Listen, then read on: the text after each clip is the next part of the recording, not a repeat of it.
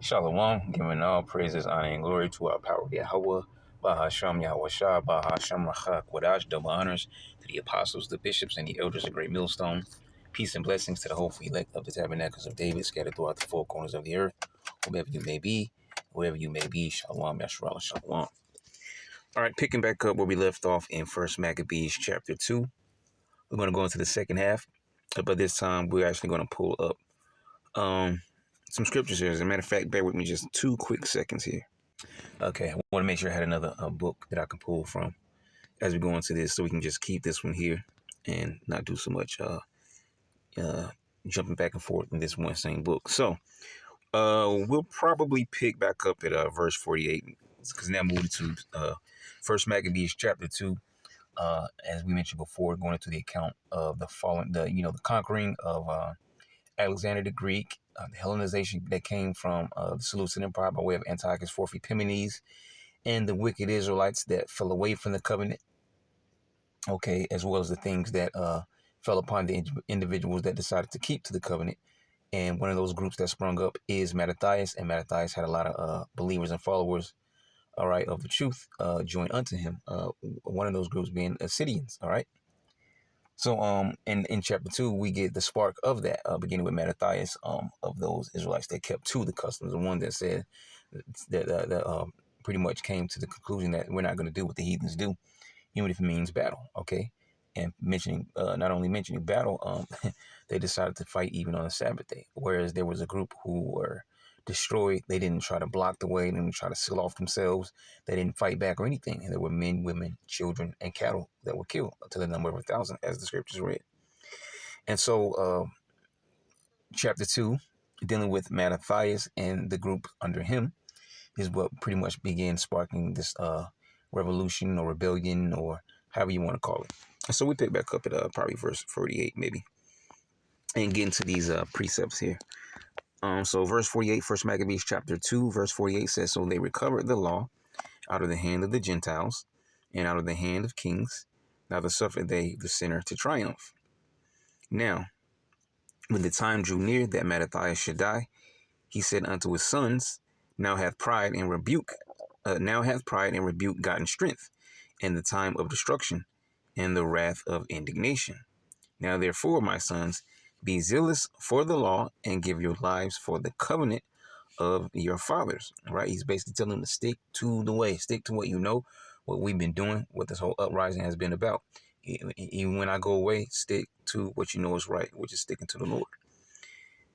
Excuse me. Verse 51 says, "Call to remembrance what acts our fathers did in their time, so shall ye receive great honor and an everlasting name." So he basically hit him with a little bit of history here. All right. He was giving them basically a pep talk, a rally, to keep their morale high.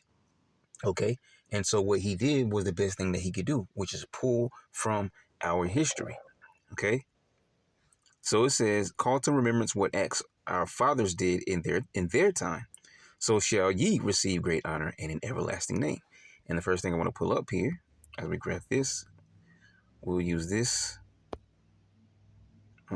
Hebrews. Oh, what happened? Okay, Hebrews chapter 11, verse 1 through 3. It says, "Now faith is the substance of things hoped for, the evidence of things not seen." Okay, and that's what we base ourselves on, our faith, a belief. It all goes to the same thing. It's the same thing. Belief, our faith, our trust in the Most High, man. Okay. It says, "For by it the elders obtained" what? A good report. Okay, because it was their faith, their trust in the Lord that continued to get them through. Okay. And that's why I constantly, I read, accounts like with Yahweh. Okay. I understand that it was his faith that got him through, those troublesome times that fell upon him, because he eventually rose to be second in Egypt.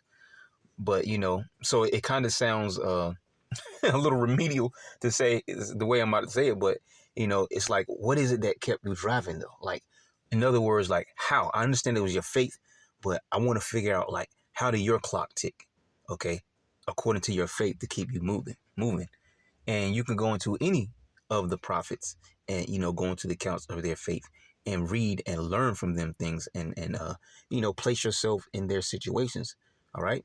And I often do that dealing with Yahweh. That's just me personally. You could take any one of our ancestors, okay, and do the same thing and pull from that and see, like, how did their clock tick? Okay, the things are written aforetime before our learning. But let's keep going. It says, "For by the elders obtained a good report. Through faith we understand that the worlds were framed by the word of the Most High, Yahweh, so that things which are seen were not made of things which do appear." And we know all things were created, by the Lord through Yahweh Shah. But you get my point. Okay, so I just want to read that real quick. And as we jump back over here, we're going to be doing a lot of page jumping. So, all right, we're going to roll with it. So verse 52 says, was not Abraham found faithful in temptation, and it was imputed unto him for righteousness. Okay, so we get an account with Abraham. Let's first, because we can also get what's in Genesis, in right here in Hebrews chapter 11. But I want to read the one in Genesis first, and we'll just bounce back over to Hebrews chapter 11. So let's get Genesis 22 on the screen. All right. It says, "And it came to pass after these things that the Most High did tempt Abraham, and said unto him, Abraham. And he said, Behold, here am I. Here I am. And he said, Take now thy son, thine only son, Isaac." And we know that Abraham had multiple sons. So why is he calling it his only son? Because this particular seed line from this son was very important. This is where the continuation of the promise went down to, from Abraham to Isaac, from Isaac to Jacob. From Jacob, we say less. It says, "Whom thou lovest, and get thee into the land of Moriah, and offer him therefore a burnt offering upon one of the mountains which I will tell of thee." And Abraham rose up early in the morning and saddled his ass, and took his ass being his donkey. Okay, you never know. You never know.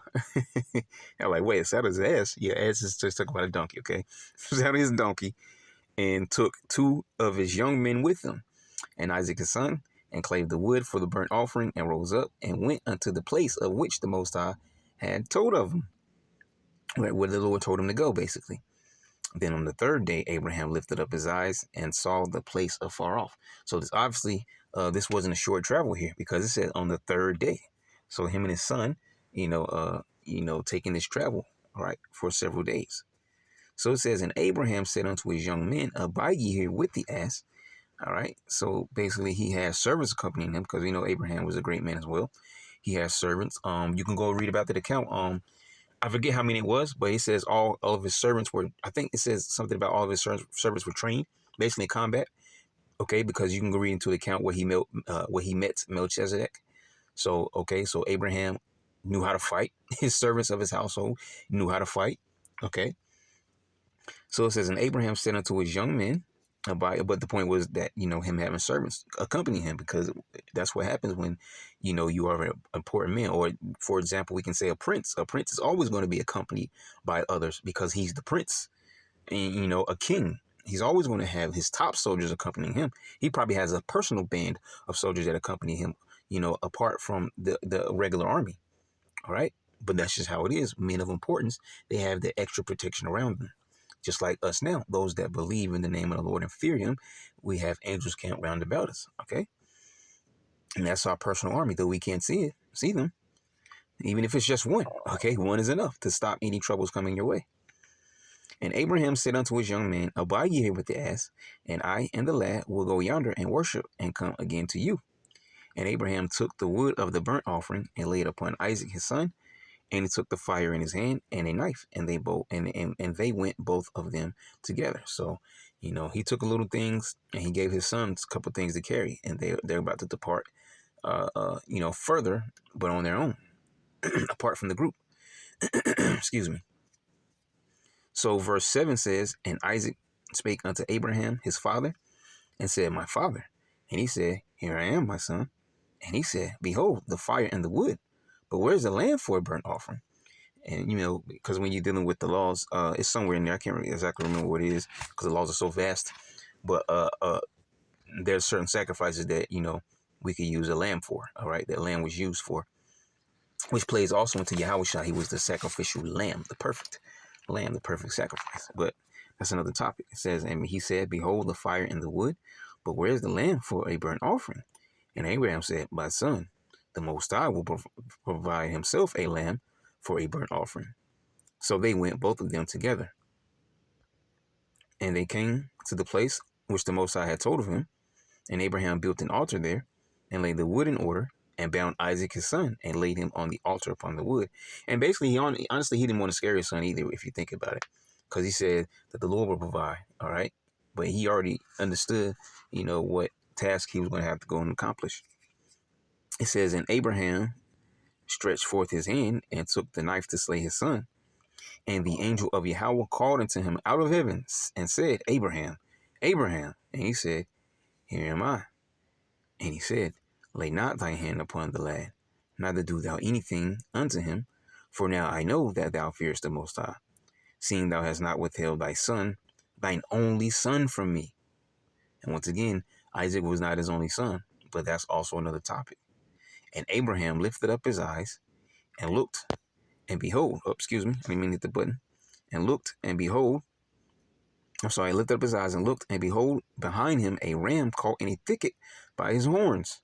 And Abraham went and took the ram and offered him up for a burnt offering in the stead of his son. And Abraham called the name of that place Jehovah Jireh, which we know, of course, the Heavenly Father's name is Yahweh.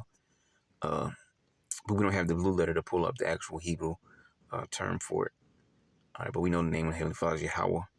All right, it says, as it is said, to this day in the mount of Yahweh, it shall be seen. Okay, and really we want to stop at 13. So as we bounce back over here to Hebrews chapter 11 and get verse 17, it says, by faith. Remember what we read at the top of the chapter, right? By faith, right? So it says, by faith, Abraham, when he was tried, offered up Isaac. And he that had received the promises offered up his only begotten son. And there it is right there. That link, once again, it's another topic. We're not going to get into it. But Yahushua was Isaac.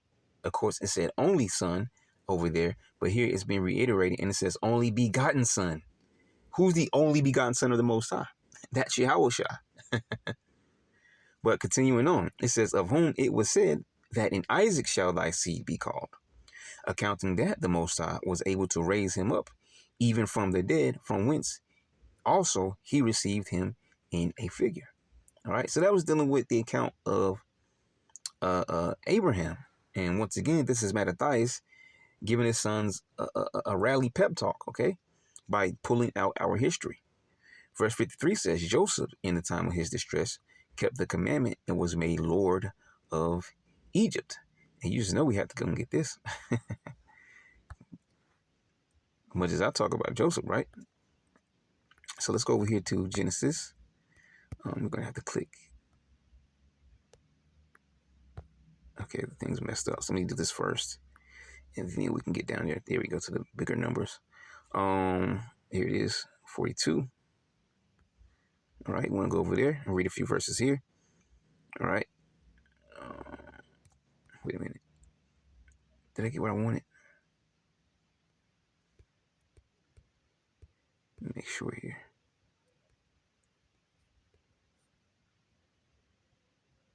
Actually, I didn't want 42. I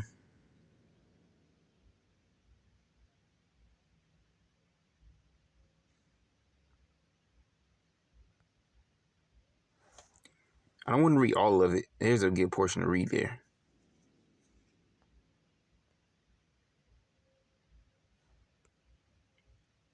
It wasn't 42 that I wanted, though.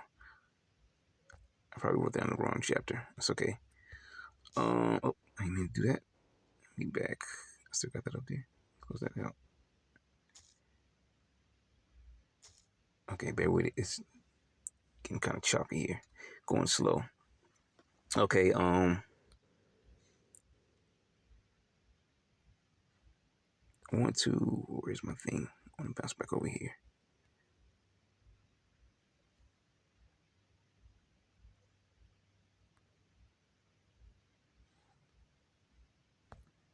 Okay. Here we go. It was Genesis 41 that I wanted. So, Genesis chapter 41, not 42. So, like for that. I don't know I wrote 42. Anyways, Genesis 41. The water Yahweh shot for finding it though through the Spirit. Genesis 41, and we're going to get 38 and on down. So it says, and Pharaoh said unto his servants, can we find such a one as this is, a man in whom the Spirit of the Most High is?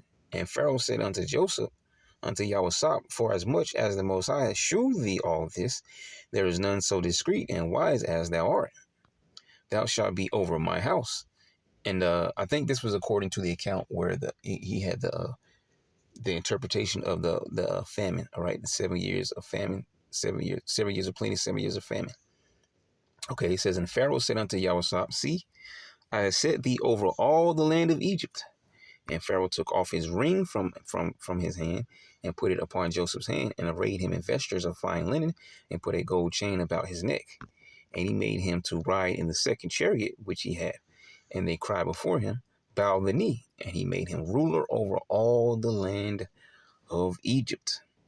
And Pharaoh said unto Yahweh, I am Pharaoh, and without thee shall no man lift up his hand or foot in all the land of Egypt. And Pharaoh called Yahweh's name Zephanath-paneah, and he gave him to wife Asenath, the daughter of Potiphar, priest of On. And Yahweh went out over all the land of Egypt. And Yahweh was 30 years old when he stood before Pharaoh, king of Egypt. And Yahweh went out from the presence of Pharaoh and went throughout all the land of Egypt. Okay, and so we know there's a lot more to the account of Joseph, to the account of Yahweh, beginning way back with his brothers. All right, and the early dreams that he had, which all led up to this point. All right, the Lord put him through all that to test his faith, and also for another mission, which was to preserve his family. Because at this point, majority, if not all, of our ancestors would have been wiped out from history had the Lord not set Joseph in this position, all right, sending him off into captivity, because he became second in Egypt. And because of that, he was able to get his family through the famine, all right? And so there's more history. And of course, he's just briefly mentioning these names, but we're just pulling the history to show you just how deep it goes, with this pep talk here. All right, this exhortation that Mattathias is giving to his sons, man. So verse 54 says, back at 1 Maccabees 2 and 54, Phinehas, our father, in being zealous and fervent, obtained the covenant of an everlasting priesthood. Okay, I believe you can read about him in Numbers 25. Also, Phinehas is also mentioned in Joshua chapter 22. But we're not going to go over there now. We're going to keep reading. Yahushua, for fulfilling the word, was made a judge in Israel. We don't even have to go into that, all right? I come in the volume of the book, it is written of me, okay? There's so much that we can talk about dealing with Yahushua, all right? So we definitely can't go into scriptures dealing with Yahushua, all right? But you get the point. It says, Yahushua, for fulfilling the word, was made a judge in Israel, okay? Verse 56 says, Caleb, for bearing witness before the congregation, received the heritage of the land. And we know Caleb was one of the few. All right, he's actually the one that took over after after Moses. He's the one that led our campaigns in acquiring the land from those Canaanites there. So number 32, verse 10 says, and Yahweh's anger was kindled the same time, and he swears, saying, surely none of the men that came up out of Egypt from 20 years old and upward shall see the land which I swear unto Abraham, unto Isaac, and unto Jacob, because they have not wholly followed me, save Caleb the son of Jephunneh, the Kenizzite, and Joshua the son of Nun, for they have wholly followed Yahweh. All right, and that's going to at least a very, very brief portion. All right, but showing that Caleb was one of those few, very righteous ones that stuck to the Lord no matter what. Caleb, for bearing witness before the congregation, received the heritage of the land. Okay, and Caleb, actually, I believe both him and Joshua were given special portions of land. I believe they were able to choose, if I'm correct, they were able to choose whichever portion that they wanted. All right, and that was given to them. But continuing on, verse 57 says, David, for being merciful, possessed the throne of an everlasting kingdom. And that's also a deep subject, man, because David came and went. But how is it talking about an everlasting kingdom? All right. It is through his seed line. All right. David shall never want a man to sit upon the throne. That's going all the way down to Yahweh Shah, man. Okay. But let's get something here. 1 Samuel 24. Verse 1 says, and it came to pass, when Saul was returned from following the Philistines, that it was told him, saying, behold, David is in the wilderness of En-gedi. Then Saul took 3,000 chosen men out of all Israel, and went to seek David and his men upon the rocks of the wild goats. And he came to the sheepcotes by the way, where was a cave, and Saul went in to cover his feet, and David and his men remained in the sides of the cave. And the men of David said unto him, behold, the day which Yahweh said unto thee, behold, I will deliver thine enemy into thine hand, that thou mayest do to him as it shall seem good unto thee. Then David arose and cut off the skirt of Saul's robe privily, meaning secretly. And it came to pass afterward that David's heart smote him, because he had cut off Saul's skirt. He didn't touch Saul. Just the fact that he cut off, that piece of cloth, man, it hurt him very deep, man. And this is why I want to read into it. It says, and he said unto his men, Yahweh forbid that I should do this thing unto my master. Yahweh was anointed to stretch forth my hand against him, seeing he is the anointed of Yahweh. He was anointed king first. So at this point, he's still king, right? Even though there's a things that are transpiring that leads up to the transition unto David. So verse 7 says, so David stayed his servants with these words and suffered them not to rise against Saul. Basically told him nobody better not kill him, nobody better touch him. But Saul rose up out of the cave and went on his way. All right, and basically, Saul was asleep. He was resting. That's what it meant up above when it says to cover his feet. He basically rested up for a minute. David also arose afterward and went out of the cave and cried after Saul, saying, my lord the king. And when Saul looked behind him, David stooped with his face to the earth and bowed himself. And David said to Saul, wherefore hearest thou men's words, saying, behold, David seeketh thy hurt? It's basically saying, because David's about to make, a case right here. Like, you're hearing that I'm trying to kill you, and that's not true. And this is the proof here. Behold, this day thine eyes have seen how that Yahweh had delivered thee today into mine hand in the cave. And some bade me kill thee, but mine eye spared thee. And I said, I would not put forth my hand against my Lord, for he is Yahweh's anointed.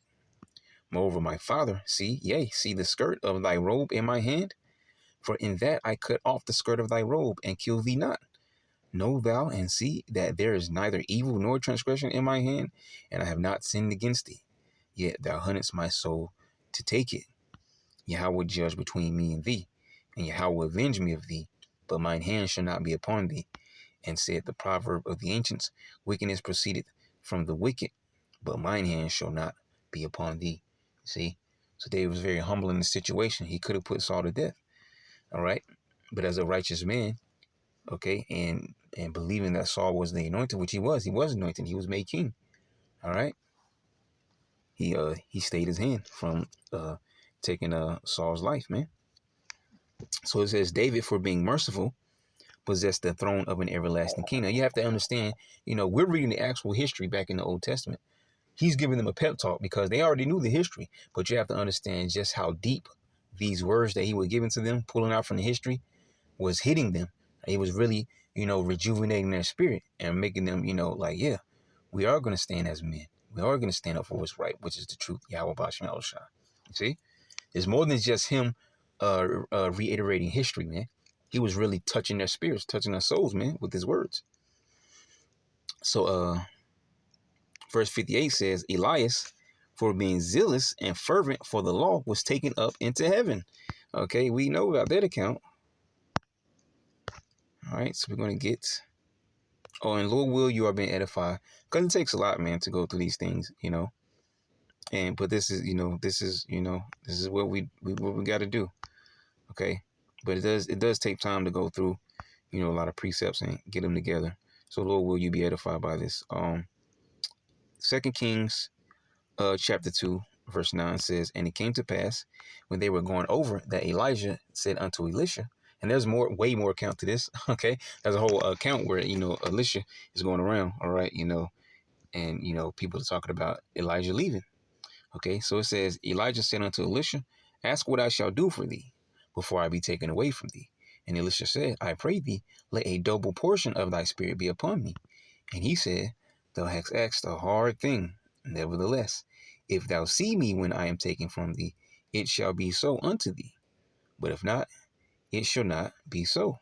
And it came to pass, as they still went on and talked, that, behold, there appeared a chariot of fire.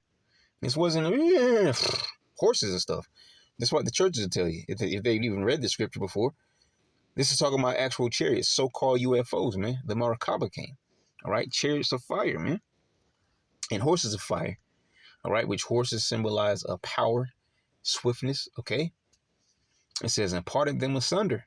And we know scripture talking about like a fire enfolding itself. It mentions that. So the chariot, he saw these chariots come up, lit up. Okay, it says, "And parted them both asunder." How was he parted asunder? By what some call tractor beam. Okay, or I forgot. There's another word for it, but you know what I'm talking about. And like Star Trek, beam me up, Scotty. That's what we're talking about here. Him being beamed up. It says, "And parted them both asunder, separated them one from another," because Elijah was taken up. It says, "And Elijah went up by a whirlwind into heaven." By what's the whirlwind? It's the chariot, man. Okay, so this chariot of fire that was seen by Elisha as Elijah was taken up into it, he probably saw it spinning, and then as it was spinning, it went up in the heavens, man. Okay, it was rotating and it just went up. All right, he was taken up by a whirlwind into heaven. Okay, and so there you go, man. Verse 12 says, "And Elisha saw it, and he cried, my father, the chariot of Israel, and the horsemen thereof." All right, in this case, who would be the horsemen? It would be the angels piloting these vehicles. All right, the chariot of Israel. All right, swing low, sweet chariot. Right, the slaves weren't singing that for no reason. The chariots of Israel, talking about the so-called spaceships, so-called UFOs, man, and the horsemen thereof. And he saw him no more, and he took hold of his own clothes and rent them in two pieces. All right, so we can go back to Maccabees from there. Verse 59 says, "And Ananias, Azarias, and Mishael, by believing, were saved out of the flame." And for those of you that don't know, these were the three, known in the Apocrypha as the three holy children. But in the books of Daniel, these were the three that were renamed to Shadrach, Meshach, and Abednego. So in case you don't know, because I know those three names are often heard and said and known. But it's not often that people remember the names Ananias, Azarias, and Mishael, because those were their true Hebrew names. So that's who that's talking about: Shadrach, Meshach, and Abednego. Ananias, Azarias, and Mishael, by believing, were saved out of the flame. And of course, we know that account is in the book of Daniel. So let's get over there. All right, book of Daniel, chapter 3, verse 16. Shadrach, Meshach, and Abednego. All right, Ananias, and Azarias, and man, I just boxed it up. Excuse me. Okay, let me just get it on the screen because I'm jumping my words. And I did say it right. Ananias. Okay, I said it right. I thought I boxed it up. Ananias, Azarias, and Mishael. Okay, I had it right. I had it right. I thought I had botched it up. Cool. Shadrach, Meshach, and Abednego answered and said to the king, "O Nebuchadnezzar, we are not careful to answer thee in this matter." What he was talking about, the account where they weren't bowing to his false gods and idols, the Baal sound, all this kind of craziness that he was setting up. All right, and they're like, "No, we only worship one power, and we worship the living power, which is our power, and no other god." Okay, that goes into our law. So they were like, "No, we're not careful to tell you exactly what's going on. We're telling you we're not going to worship, your nonsense." And of course, they didn't exactly say that. I'm being more so animated with it, but they're pretty much saying, F you and your God. Okay, if it be so, our power whom we serve is able to deliver us from the burning fiery furnace, and he will deliver us out of thine hand, O king. But if not, be it known unto thee, O king, that we would not serve thy gods, nor worship the golden image which thou hadst set up. Then was Nebuchadnezzar full of fury, and the form of his visage was changed against Shadrach, Meshach, and Abednego. Therefore he spake and commanded that they should heat the furnace 7 times more than it was wont to be heated. All right. because in his anger. It says, verse 20 says, and he commanded the most mighty men that were in his army to bind Shadrach, Meshach, and Abednego, and to cast them into the burning fiery furnace. Then these men were bound in their coats, their hosen, and their hats, and the other garments, and were cast into the midst of the burning fiery furnace with everything. All right, they weren't stripped naked, or they weren't stripped down to just their undergarments or nothing. Whatever they had on, they were taken with whatever they had on and thrown into this furnace, man.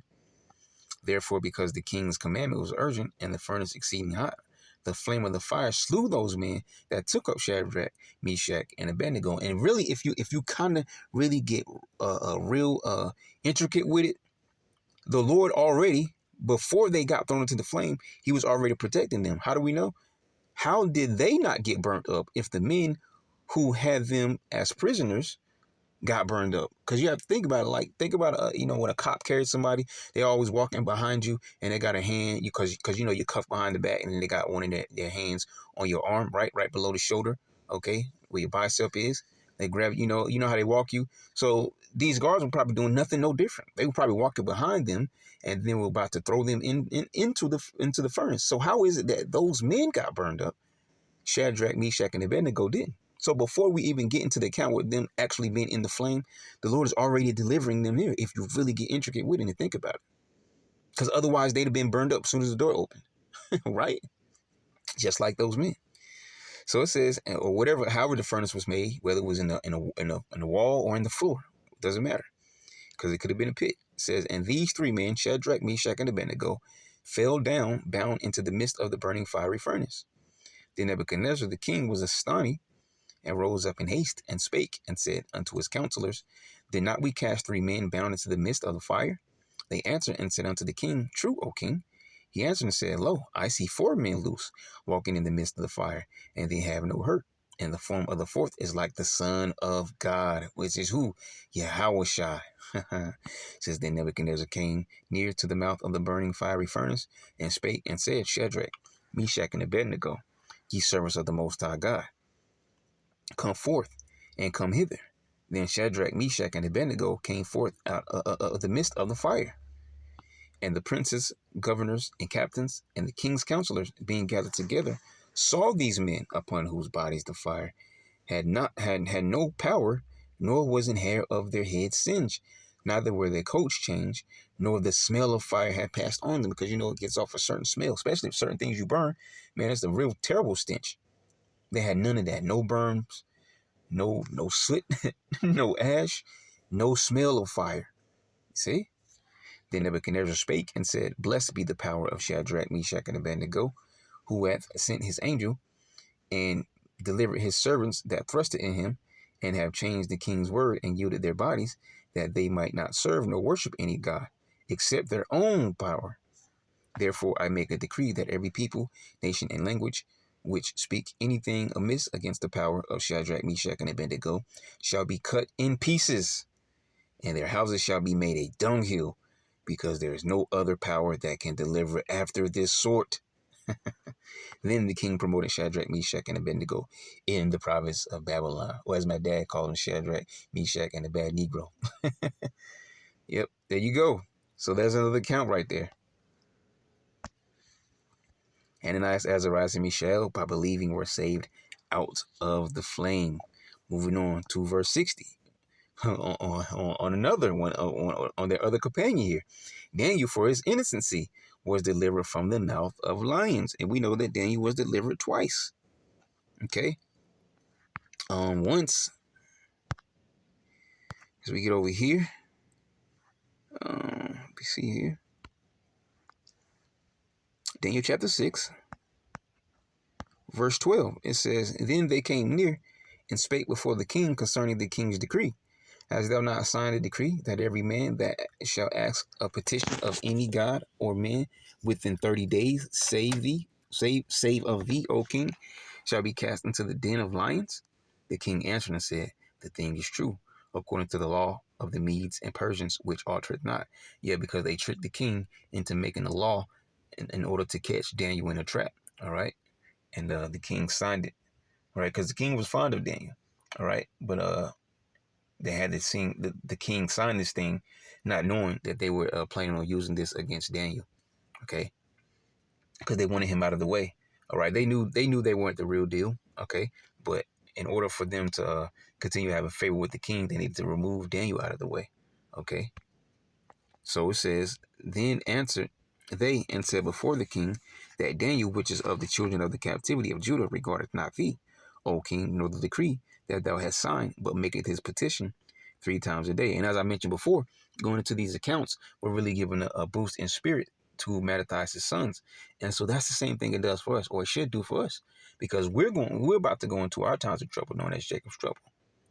Right? Worse than any of these accounts we can read in throughout the scriptures. All right, that the only way to prepare for it is spiritually.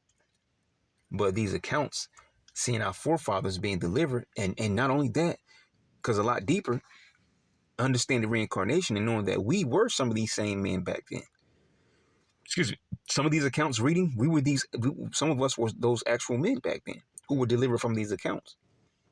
And so it's supposed to boost our spirit. All right. And give us that, morale boost in our spirit that we need. It says, O king, nor the decree that thou hast signed, but make his petition 3 times a day. All right, because then you prayed 3 times a day to the Most High, facing the east. It says, then the king, when he heard these words, was sore displeased with himself, and set his heart on Daniel to deliver him. And he labored till the going down of the sun to deliver him. Because once again, the king wasn't against Daniel. He was fond of Daniel. But he realized that he got tricked by his soothsayers and his astrologers and his so-called wise men, all right? Then these men assembled unto the end, and that's what they really hated, because without their astrology and stuff, they weren't able to even give the king answers. And then when these different accounts start to come up, they still weren't able to give answers. But Daniel, being just a Hebrew, right, a Jew, right, a Judite slave, all right, but he was able, through the power of Yahweh B'Shem Shai, able to give the king the answers he was looking for. They hated that because it put them on the back burner. All right. And it shed more light on Daniel. And furthermore, the king started to promote Daniel. Oh, they hated that a lot. Okay. Then these men assembled unto the king and said unto the king, know, O king, that the law of the Medes and Persians is that no decree nor statute which the king established may be changed. Then the king commanded, and they brought Daniel and cast him into the den of lions. All right. So it was nothing he could do. He had to go through with it. It says, now the king spake and said unto Daniel, thy God, whom thou servest continually, he will deliver thee. That's beautiful. It says, now the king spake and said unto Daniel, thy power, whom thou servest continually, he will deliver thee. That was prophetic through the mouth of a heathen, man. And what happened? Daniel was delivered. And a stone was brought and laid upon the mouth of the den, and the king sealed it with his own signet, and with the signet of his lords, that the purpose might not be changed concerning Daniel. Meaning, once the king seals something off with the signet, hey, there is no changing that thing. All right. So if anybody roll this stone back, you are basically in jeopardy of facing the same punishment as Daniel, because you basically partook of his punishment by removing this stone and obviously attempting to bring him out of there, or whatever the case you were planning on doing. You're guilty as charged. Then the king went to his palace and passed the night fasting. Neither were instruments of music brought before him, and his sleep went from him. Then the king arose very early in the morning and went in haste unto the den of lions. And when he came to the den, he cried with a lamentable voice unto Daniel. And the king spake and said to Daniel, O Daniel, servant of the living power, is thy power whom thou servest continually able to deliver thee from the lions? And then said Daniel unto the king, O king, live forever. My power hath sent his angel, and hath shut the lions' mouths, that they have not hurt me, for as much as before him innocency was found in me, and also before thee, O king, have I done no hurt. Then was the king exceeding glad for him, and commanded that they should take Daniel up out of the den. So Daniel was taken up out of the den, and no manner of hurt was found upon him, because he believed in his power. You see? He believed in his power. This is what we're talking about with the pep talk, man. Okay? These scriptures were hitting home for his sons, and they hit home for us too, man. And the king commanded, and they brought those men which had accused Daniel, and they cast them into the den of lions.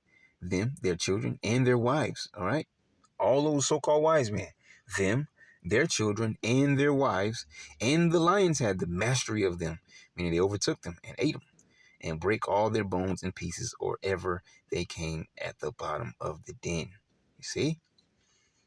It says, Then Darius wrote unto all people, nations, languages that dwell in all the earth, peace be multiplied unto you.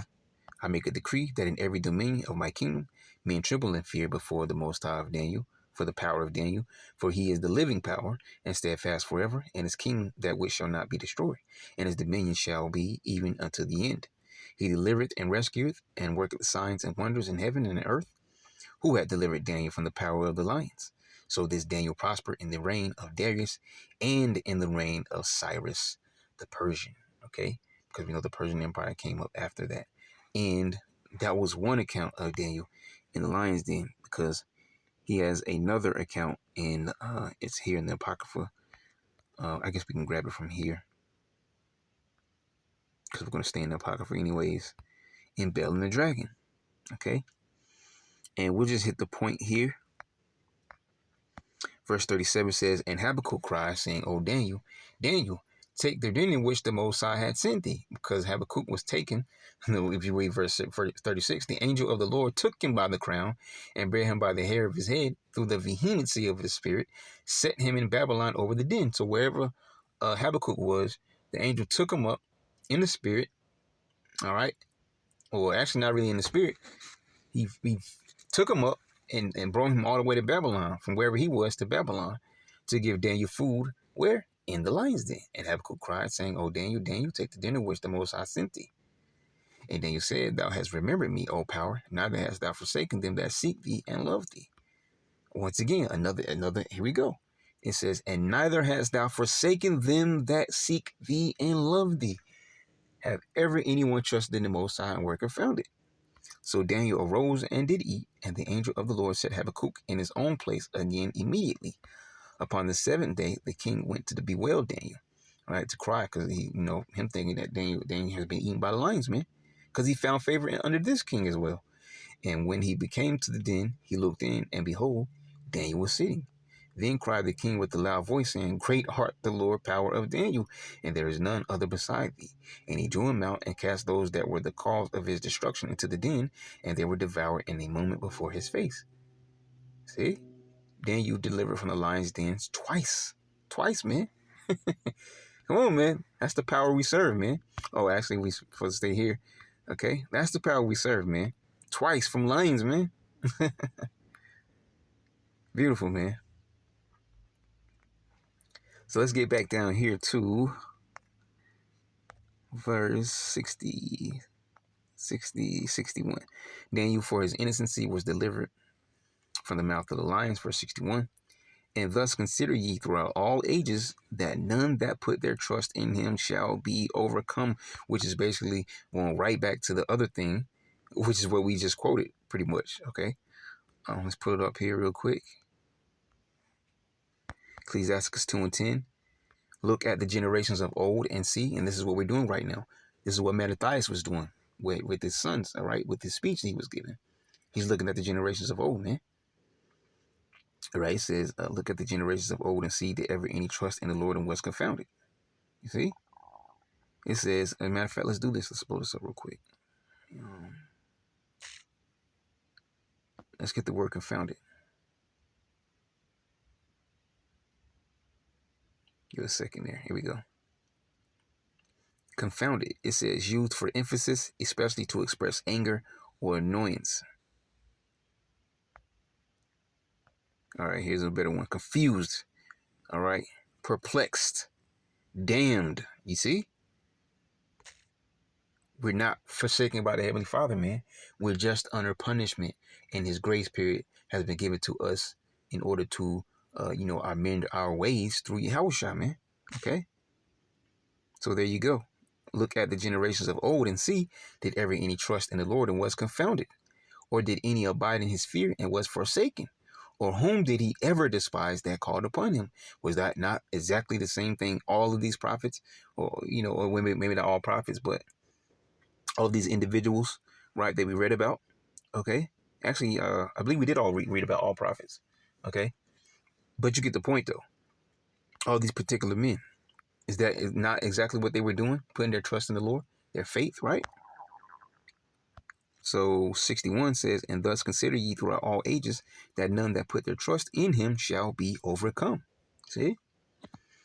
Verse 62 says, fear not then the words of a sinful man, for his glory shall be dung and worms. All right. I want to grab something from Romans chapter 3, but I probably won't grab it. Especially because I don't want to spend time looking for a particular verse, because I don't think I wrote that verse down. But there was something I wanted to grab from Romans 3, but I do think I have another one here that's also in the Apocrypha. Bear with me. Second Ezra. Excuse me. Second Ezra 15, verse 1 through 4. Behold, speak thou in the ears of my people the words of prophecy, which I will put in thy mouth, said the Lord.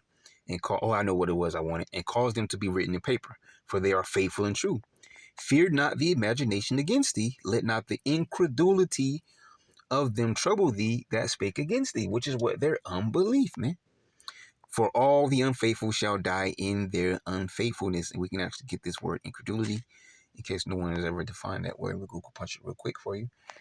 Never know if someone's new. The state of being unwilled or unable to believe something. All right. And the water Yahweh Shah, because it actually makes me remember. I'll do this. I'll go back to Maccabees, and we'll just pull this other book up, because I know exactly what I wanted from Romans. The water Yahweh Shah. Go down here. Where am I going though? Romans chapter 3. And it says what? For what if some did not believe? Which goes into their what? What we just read in Ezra. Their incredulity, their unbelief, man. What does it say? Shall their unbelief make the faith of the Most High without effect? God forbid, yea, let the Most High be true, but every man a liar, as it is written, that thou mightest be justified in thy sins and mightest overcome when thou art judged. And as we say it all the time, man, because someone doesn't believe is not going to stop the prophecies from coming forth, not going to stop the remnant, the elect from being taken up and given salvation, not stop the heathens from going into captivity, not going to stop World War III, not going to stop all the other things, man, all the prophecies, man, from being fulfilled, man. Declaring the end from the beginning. It's not going to stop those things simply because you don't believe it's the truth, or you don't believe the Bible is real, or you don't believe these are the real Hebrew Israelites, or whatever the case you do or don't believe, man. It's not going to make the Lord a liar. It's not going to stop his prophecies from coming forth, man. You see? So let's keep going here. It says, fear not then the words of a sinful man, for his glory shall be dung and worms. All right. The same shall know after death by pain, whether you be an Israelite or a heathen. All right. If you're not with the Lord, you're basically against the Lord anyway. Well, heathen is not with the Lord anyways, but you get my point. Speaking on the Israelites. That's the 2/3 though. 63 says, today he shall be lifted up, and tomorrow he shall not be found, because he is returned into his dust, and his thought is come to nothing. And this is him summarizing all that pep talk he gave him from the history of our forefathers, because he knows that his sons are about to go and embark on these pretty much war campaigns. All right. And so he's telling you not to fear these demons, man. We're fighting for what's right. So the Lord will deliver us in these situations to give us, the victory, make us victorious. All right. Today they can boast, but tomorrow they'll be in the grave. Okay. Wherefore, ye, my sons, be valiant and show yourselves men in the behalf of the law, for by it shall ye obtain glory. You see? And behold, sticking to what you know, man, which is sticking to the Lord, man. Don't forsake the holy covenant like these other wicked Israelites did already. As for Judas Maccabeus, he hath been mighty and strong, even from his youth up. Let him be your captain and fight the battle of the people, right? Let him be, the main champion, man. Kind of like David was, all right? When he was young, okay? He was already, he was already masterful, man. It says, take also unto you all those that observe the law, and avenge ye the wrong of your people. Yeah, because remember, Mattathias had different groups joining to him, because they were ones that stuck to the covenant. All right, he was pretty much the leader of the rebellion.